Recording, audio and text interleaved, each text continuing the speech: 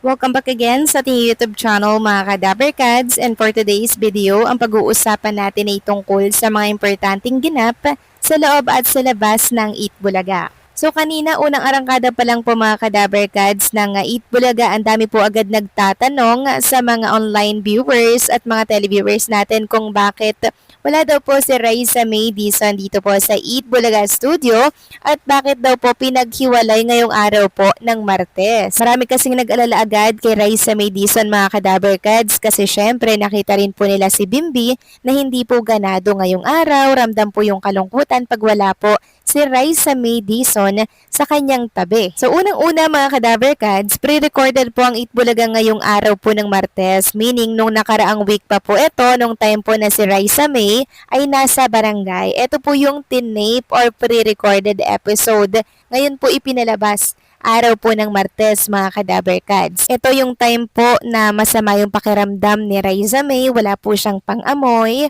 may sipon, and garagal din po yung kanyang boses. Maging yung kanyang mata po ay mangluha-luha mga Kadaberkads at nakita naman po natin, di ba kahit nasa sugod bahay siya, kita natin yung pagkapaos ng kanyang boses at hindi talaga siya okay. Pero pinipilit niya po mga Kadaberkads na magtrabaho. So kanina, buong akala po talaga ng marami, walang Raisa May totally sa sugod bahay mga kapatid. Kasi ang unang umappear po is si Paolo Ballesteros and si Jose Manalo. Yun pala, ginulat tayo ni Raisa May kasi si Raisa May ay magpo-promote po pala ng Jolly. Yung Jolly Mushroom mga Kadaberkads na bagong sponsors po ng programang Eat Bulaga, and kahapon na-anunsyo na po ito ng Eat Bulaga mga Kadaberkads na meron nga daw po tayong makakasama na bagong sponsors dito po sa sugod bahay mga kapatid, which is itong Jolly Mushroom. Nang makita nga po nila si Raisa May na nasa sugod bahay mga kapatid, abay nabuhayan po ng loob ang mga Mimi fans kasi kahit na magkahiwalay po si Raisa May at si Bimbi, masaya pa rin po sila ngayon mga Kadaberkads. Kesa naman po totally wala si Raisa May,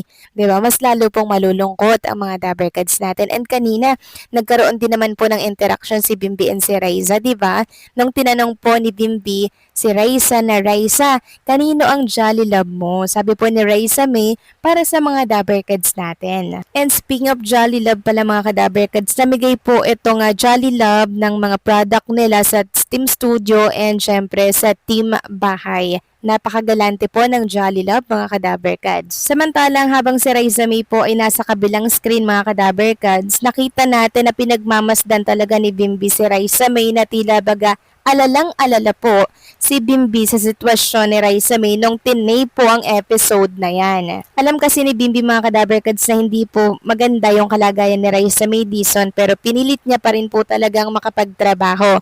And until naman ngayon, medyo may sipon pa rin po si Raisa May mga Kadaberkads. Kagabi nga nag-live siya kasama po yung kanyang ate. And inamin niya nga po doon na hindi pa masyadong okay yung kanyang pakiramdam. Pero kanina mga Kadaberkads, nag-post po ng picture ang Team Raisa at mukhang may lakad po sila mga Kadaberkads. Makikita nga po dyan na sakay sila ng kanilang kotse kasama po ang ate Nicole niya with Mommy Riza. Samantalang pagkatapos po mga Kadaberkads ng taping po ng Sugod Bahay kanina, nag-live po niyan si Raisa May Dizon, diba? At inamin niya nga po doon na hindi okay po ang kanyang pakiramdam. And malamang sa alamang daw po ay tumawag si Bimbi at nag-alala kay Raisa May Dizon ng husto. Well, normal naman yun mga Kadaberkads, diba? Lalo na pag love nyo ang isa't isa, normal lang po talagang mag-alala, normal lamang pong mag-video call para po ma-check kung okay lang ba siya. Ngayon, sa mga nagtatanong po kung bakit nasa sugod bahay mga kapatid si Raisa May, masyado po kasing malamig dyan sa studio po ng Eat Bulaga. Mas lalo pong matitrigger yung sama po ng pakiramdam ni Raisa. At mas lalo po siyang sisipunin mga Kadaberkads, kaya dyan po siya inilagay sa sugod bahay mga kapatid. Samantalang next topic naman, pag-usapan naman natin mga Kadaberkads, itong mga picture na nagkalat ngayon sa mundo po ng social media na kung saan ginawa na nga po ng tuluyan sina Bimbi at Raisa May ng Isang bridal na ganyan mga kadaberkads, picture po ni Raisa May and ni Bimbi na kung saan ay pinapalabas po na kasal na nga daw mga kadaberkads. Sobrang daming nagkalat ngayon na ganitong picture. AI po yan mga kadaberkads ha, hindi po yan totoo. Sobrang daming nagkalat na ganyan, meaning talagang ang dami pong sumusuport at nagmamahal at sumusubaybay sa tambalang maybe at gano'n na lamang po talaga yung kagustuhan nila na magkatotoo po yung sinabi ni Bimbi kahapon na after 2 years ay magpapakasal na daw sila ni Raisa May. Pero syempre ang palala ko nga po mga kadaberkads is mga bata pa po si Bimbi at si Raisa May. Since nasa entertainment industry sila mga kadaberkads, wag po nating seseryosohin yung mga sinasabi po nila dito sa harap ng camera kasi ang goal nila is makapagpasaya, makapagbigay po ng tuwa and syempre makapagbahagi po ng kasiyahan sa marami.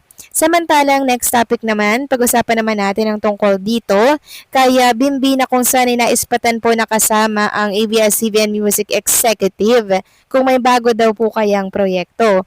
Ayon nga dito, nagbigay ng kilig at excitement sa mga tagahanga ang pagkikita ni Chris Aquino at anak niyang si Bimbi kasama ang mga opisyal ng ABS-CBN Music. Ibinahagi ni ABS-CBN Music Creative Director Jonathan Manalo ang larawan ng kanilang productive meeting kasama ang music head na si Roxy Likigan. Kasama rin sa pagpupulong sina Darla Soler at Jasmine Palera na parehong nakatrabaho ni Chris sa kanyang dating programa. Dahil dito, nagsimula ang mga espekulasyon ng fans kung may bagong proyekto bang inihahanda para kay Chris, Bimbi or sa mag-ina. Pansin na pansin na si Bimbi sa kanyang hosting appearances at ang patuloy niyang pag-aaral sa pagkanta. Sa ngayon, wala pang opisyal na anunsyo mula kina Chris Aquino o ABS-CBN Music tungkol sa anumang proyekto. Pero, para sa mga tagahanga, sapat na ang naturang pagkikita para abangan kung ano ang susunod na kabanata para sa mag-inang Chris at Bimbi.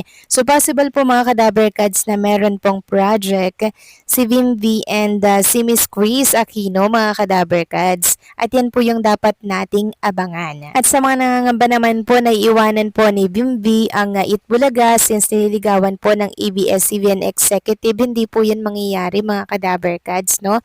Di po iiwan ni Bimbi ang Itbulaga dahil ramdam natin at nakikita naman natin kung gaano po kasaya si Bimbi sa Itbulaga kasama po si Raisa May Dizon at ang mga daberkads natin na hindi na po itinuring si Bimbi na iba, 'di ba? Pamilya na po ang turing kay Bimbi. Malamang isa lamang po ito sa mga proyekto sa labas po ng Itbulaga mga kadaberkads pero hindi naman ibig sabihin na iiwan na ni Bimbi ang programang Itbulaga mga kadaberkads. Alam naman natin na nakakontrata po siya sa ibang management, 'di ba? And mukhang freelance lamang siya dito sa Itbulaga pero syempre, malaki po ang utang na loob nitong si Bimbi sa mga daberkads natin at hindi niya po 'yon sisirain lalo na ngayon, 'di ba? Talagang dito po siya sa Itbulaga sumikat at nakilala. Ito po yung talagang nagbigay ng spotlight sa kanya, 'di ba mga kadaberkads? Nung bata pa lang siya until now, sa Itbulaga pa rin siya. Kaya hindi ako naniniwalang iiwan yan ni Bimbi. So kayo ba mga kadaberkads, anong masasabi ninyo dito? Please comment down below.